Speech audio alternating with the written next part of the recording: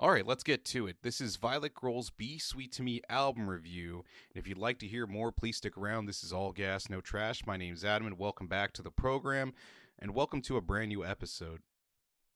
Hopefully, by this point, you are familiar with All Gas, No Trash, the podcast, and also Violet Grohl, as we have done quite a few episodes on her, starting with her debut single, leading all the way up until now.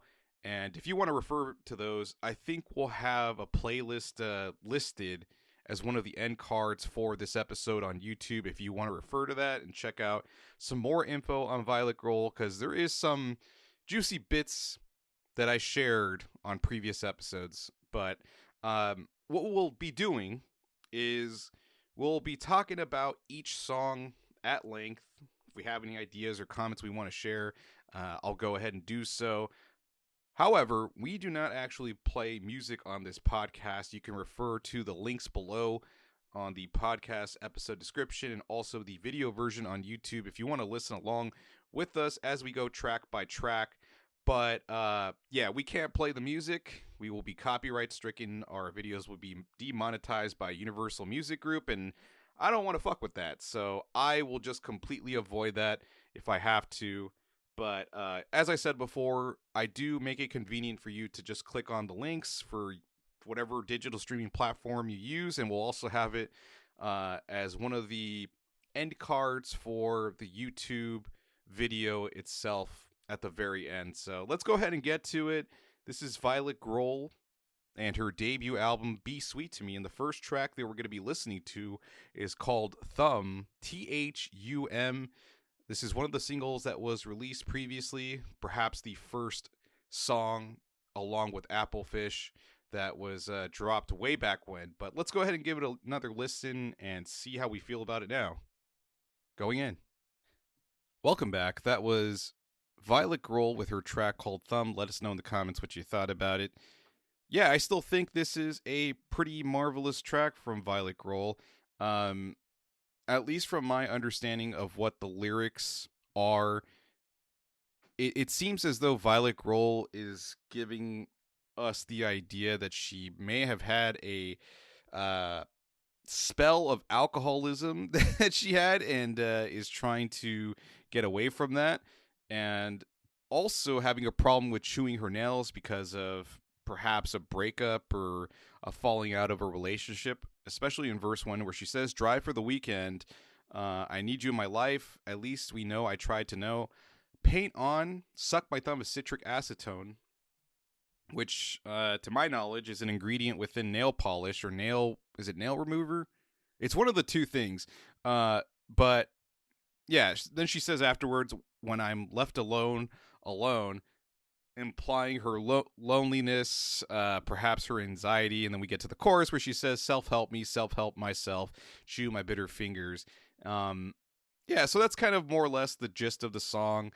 Perhaps some of the ways that she is coping with a possible breakup, a falling out of a relationship. It's an interesting song, and for me, there's a lot to like about the track. I love the percussiveness in the drum kit, the lead guitar riff in the beginning, and the distortion applied, the dynamic between the guitar switching from something that's more on the distorted side to, I guess, a switch to what is probably like a watery, reverby sound. I don't know what effects are applied, but I also thought that was really cool. And then there's also this moment with Violet Grohl's vocals.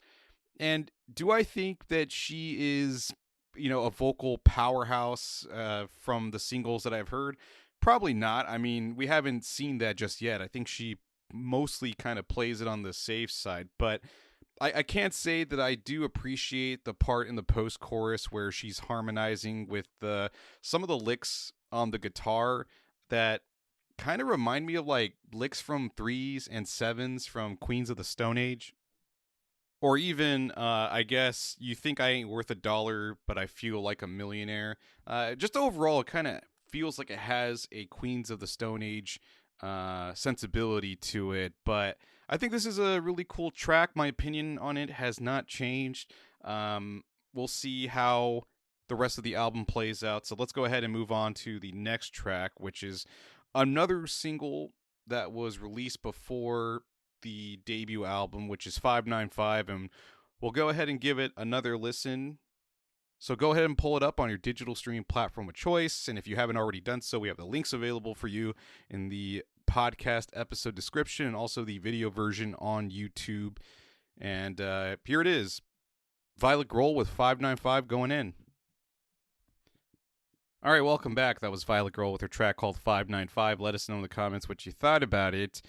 So there are two inspirations that I've heard from Violet Grohl in interviews that she's done that I watched. That this song was partly inspired by Eileen Wuornos, who was a serial killer or somebody that had grown up in a fucked up environment, not a stable household, and she eventually became a prostitute and killed several of her clients whom she alleged that they raped her and assaulted her. So she retaliated and took some of them out. And the other part of the inspiration is that Violet Grohl had this phone sex line shirt that was, I guess, what also inspired this track. But as far as what I could take away from the lyrics is that this does seem something like a revenge fantasy, perhaps for a lot of women to not be a victim, and perhaps this proverbial boy or man that is being seduced is being duped into a situation where he's gonna be murdered, because within verse 2 it says, "Kill for joy, be my boy. Take me to the river, I'll be a star in your car, I'll eat your liver." Something that I think Hannibal Lecter did in Silence of the Lambs, or that he implied he did, with some fava beans and a nice Chianti. But there's like some cheeky lyrics in verse 1 where she says, "Up the skirt, cock it first." Perhaps talking about the proverbial boy pulling out his wiener. And the line afterwards says, "Boy, you got bad timing," either implying that the dude doesn't have a rhythm when he's fucking, or that he's kind of shitty at wrapping up his junk, or he's not quick enough. But perhaps you could also infer that with the chorus where it says, "I'll be your 1-900 G-spot, baby. 595, I'm on the line. You won't last." Perhaps you can take it in the sense that this person is not gonna see the end of the day with Violet Grohl possibly murdering this male figure. But it's just kind of like a fun, somewhat like cheeky track, and it does kind of read like a revenge fantasy for women, that you're being seduced and now they're in control and possibly taking out this male figure or whatever. But it's a decent song. I think it's kind of fun, and we'll go ahead and get to the next one, which is, let me go ahead and check that out real quickly. We have Bug in the Cake. So I think there was a music video that just dropped for this song at midnight, I think, but I'm not going to check it out. We're just going to listen to the song itself on the album. So this is Bug in the Cake. Pull it up on your digital streaming platform of choice, and let's give it a listen going in.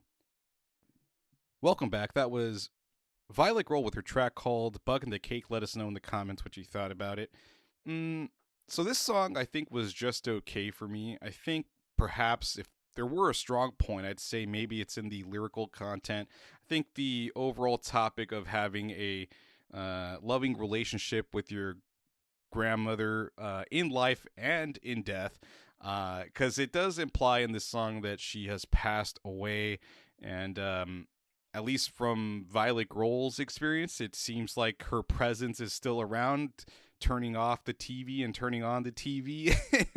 So I don't know, I think that's kind of interesting, and it does feel like a little bit of airing out of dirty laundry, where she shares in the chorus. She says, "Smile in the dark, now I'm allowed, live how I want with no one around, turn the TV off so it turns back on."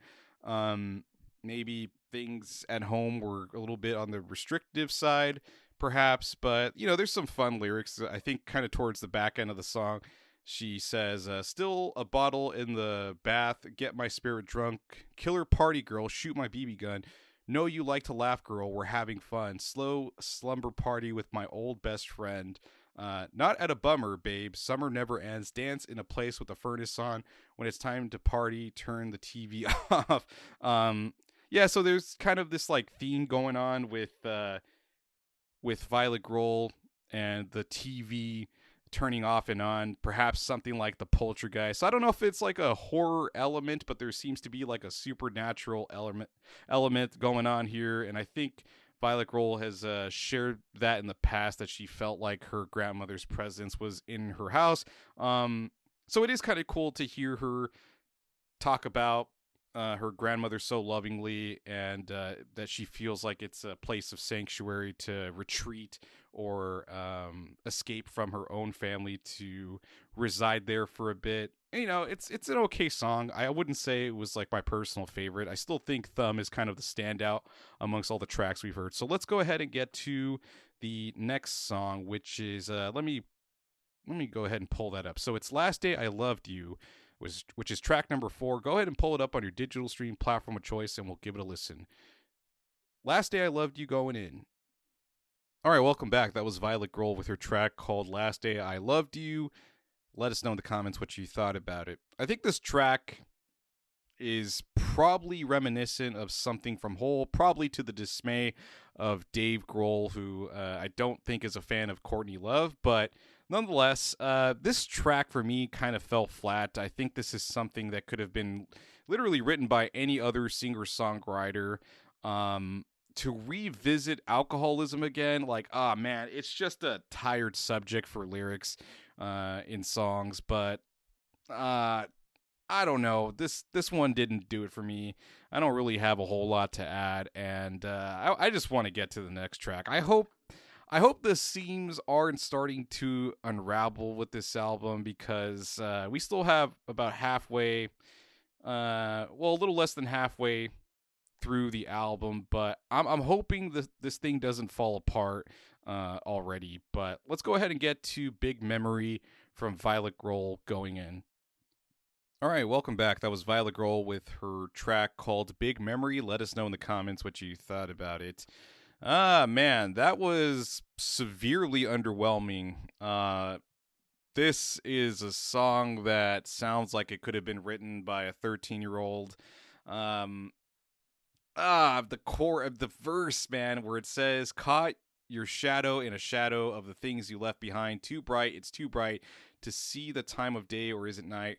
Rewind every single time. Fuck, man. I don't know, man. This track isn't doing it for me. I think if there was a redeeming quality, is maybe it reminds me of tracks like Malibu from Hole, or even Learn to Fly, in terms of like the tempo of the song, perhaps the melody, just a smidge.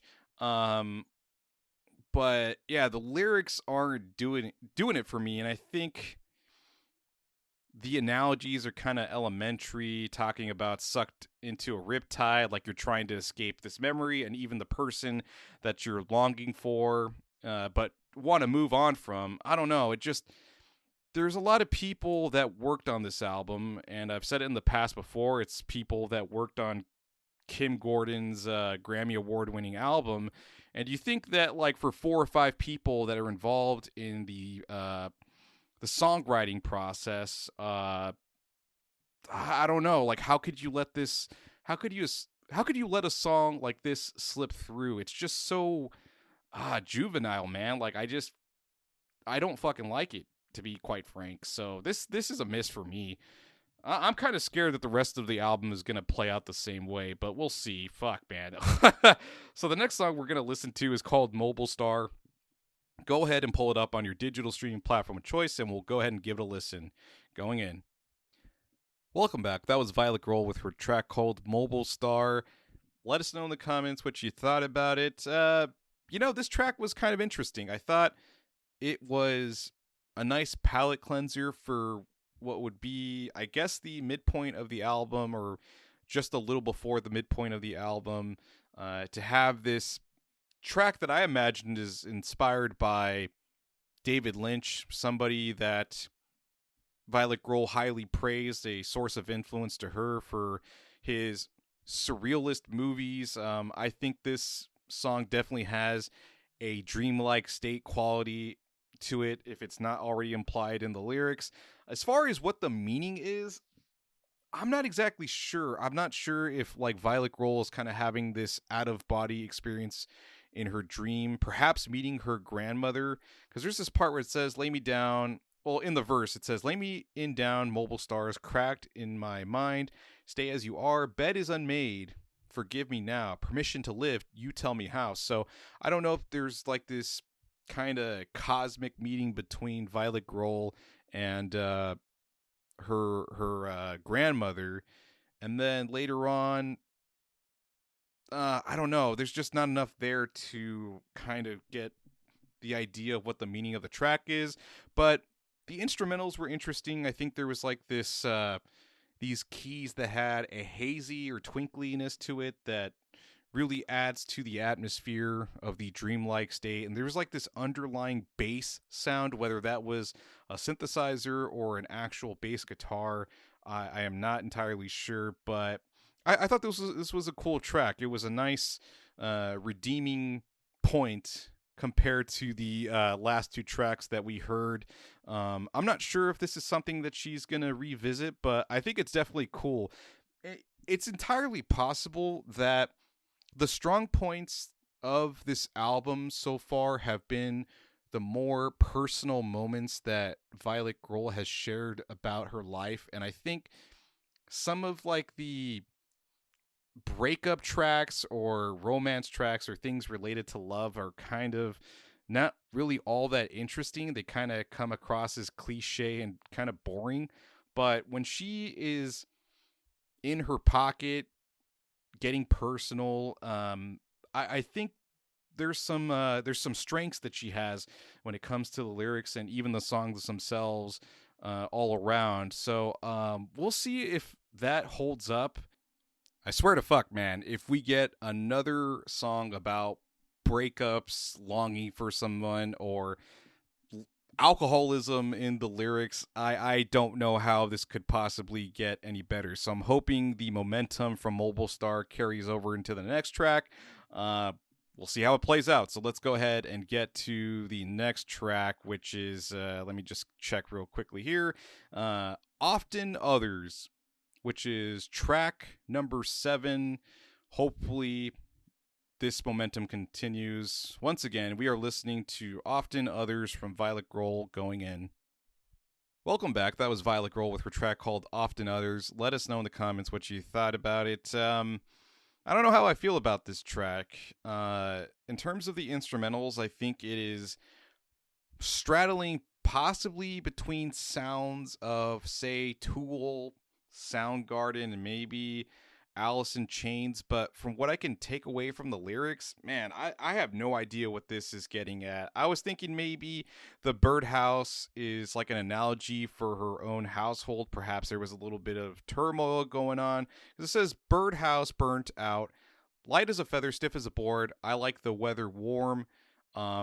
Maybe she had a little bit of a rebellious streak, because it says here in the chorus, take strange rides, often others, blame these eyes, often others. Maybe she was kind of the person that was on the receiving end pretty frequently. I'm not sure for what reasons exactly, but it says talk cheap, shame me, brighter than ever, outside the door, greatest storm ever. I don't know. Maybe she had some conversations with her father, Dave Grohl, that didn't go all that well. And I mean, judging by some of the previous songs that we've heard, especially the one that was talking about leaving the household for her grandmother's, maybe there's a little bit of a strained relationship between Dave Grohl and his daughter. But that's like the best that I can take away, because there's so few lyrics within this track. I think the guitar riffs are cool in this track, but it's like Rage Against the Machine. But what are you raging about, Violet Grohl? I do not know. So it is what it is. So let's go ahead and get to the next track. So we're already kind of reaching the end of the album already. It's a quick listen. I will give her credit for that. She doesn't waste our time. And the next track that we're going to be getting to is Applefish, which was the other single that was paired with THUM, the two songs that started off this whole escapade in music for Violet Grohl. So we're going to give it a listen again. This is Violet Grohl with her track called Applefish, going in. Welcome back. That was Violet Grohl with her track called Applefish. Let us know in the comments what you thought about it. So I still like this song. I think in hindsight, this track could have easily opened the album because it does feel like a starting point, at least for what I can take away from the lyrics. It does feel like the beginning of a hero's journey where Violet Grohl is leaving behind the comfort of her home and her family to go out and, I guess, experience the world for herself, never to be the same again. And she has the comfort of her friends, which is something that she talks about in the chorus of the song, where she says, "No past to escape to, greetings from the other side, empty road humming by." I'm not sure if that's supposed to be like an analogy for her kind of being indecisive, like a crossroads, so to speak. She doesn't know how things are going to play out or what she's going to do. But shortly afterwards, you have empty road humming by, friends across the river pull me from the water, return denied, that she's completely on her own. I don't really know what's going on here with the verse where she says, "Black crow, fix of dawn, kiss of death, siren song, walk alone, stranded on the shore, applefish paper thin, light go black, start the end, crawl away across the unwashed floor." I don't really know what's happening there. But like I said, it does feel like the starting point of the album. Perhaps the track list could have been rearranged where this song could have started off the album. It's kind of like a really warm way to open the album. And then I think you transition over to Bug and the Cake for her to escape to her grandma's house. I think that's like a nice transition to continue the narrative. But I feel like there's kind of been this divergence between the tracks that come across really generic for the songs I really didn't like, which were Big Memory and Last Day I Loved You, that I don't know, man, that just kind of come across as if any other singer-songwriter could have written those songs. The ones that feel more personal to her, or at least in my opinion, are the strong points of the album. So I think it would have been better to have this personal narrative to play throughout the album as the concept for the album itself, because these tracks kind of feel like a collage of things, and not to say it's a jumbled mess. If this is what she wanted to do, then by all means, like, do whatever you want to do on your debut album. But it does feel like there was a narrative to be had with more personal stories. The one about her grandmother and some of the lyrics and some of the tracks that talk about leaving behind her household, including Applefish. I think there was a missed opportunity here, but we'll see how the rest of the album plays out. The next track that we're going to be listening to is called Cool Buzz, which was one of the singles that was released in, I think it was the month prior, if I'm not mistaken, or it was just a couple weeks ago that we heard Cool Buzz. But anyways, let's go ahead and give it a listen. Once again, we are listening to Cool Buzz from Violet Grohl, going in. All right, welcome back. That was Violet Grohl with her track called Cool Buzz. Let us know in the comments what you thought about it. I don't think my opinion has changed about this track. I do enjoy it. I think it's one of the cooler ones to be featured on this album. Where its strengths lie is the dynamic range from the punk rock riff from the opening to maybe the surf rock sounds, transitioning over to the, I guess, like third wave ska sounds, because I do think of bands like Operation Ivy with their song called Take Warning. I think if you listen to these songs back to back, there's probably some similarities or parallels between them. But yeah, so for what I remember about the interviews that Violet Grohl did on K-Rock and this Dutch radio station, is that she felt that when she was in punk spaces that women were treated less than. whether that was from the punk bands themselves and even like the mosh pits. And, they're supposed to be espousing all these tenets and values or ideas within punk itself, or the idea of punk, that everybody's kind of equal in in that space, right? Whether that's the genre or the shows themselves. And Violet Grohl felt that that was not her own personal experience. So I thought it was an interesting topic to share within a song. But yeah, I think this is definitely one of the highlights of the album for me personally.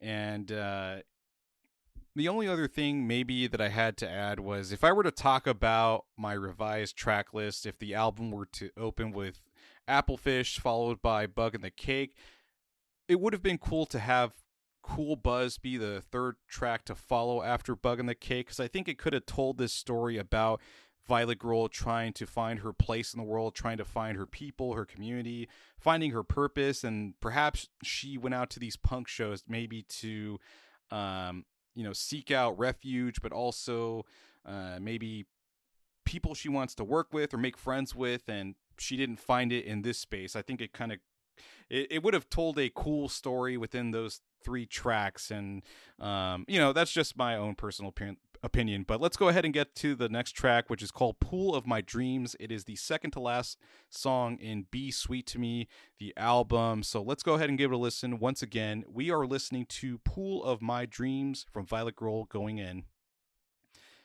Welcome back. That was Violet Grohl with her track called Pool of My Dreams. Let us know in the comments what you thought about it. For me personally, this was yet another blunder from Violet Grohl. This song doesn't quite have the personality of the other track, which was Mobile Star. I think this one is a little too generic. It seems like some pre-programmed beats that simulate etherealness or a dreamlike state.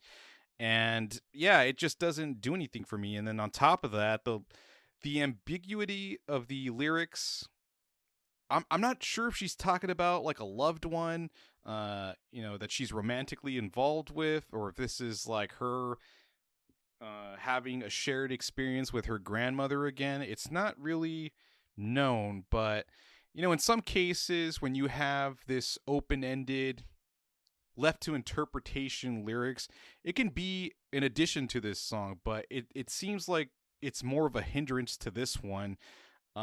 So yeah, I'm not a big fan of this track. I think she did a better job of creating a dreamlike state song with Mobile Star.